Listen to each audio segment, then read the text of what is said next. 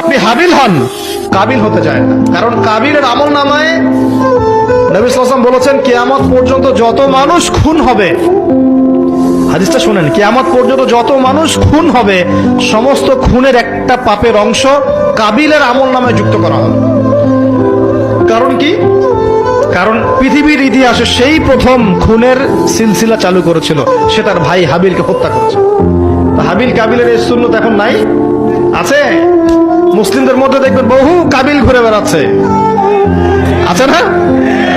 হাবিলের সুখ ওর ভালো লাগছে না, হাবিলের উন্নতি অগ্রগতি ওর পছন্দ হচ্ছে না, হাবিলের কুরবানি আল্লাহর কাছে কবুল হচ্ছে, ও সহ্য করতে পারছে না, এই জন্য সে কাবিল হয়ে গেছে।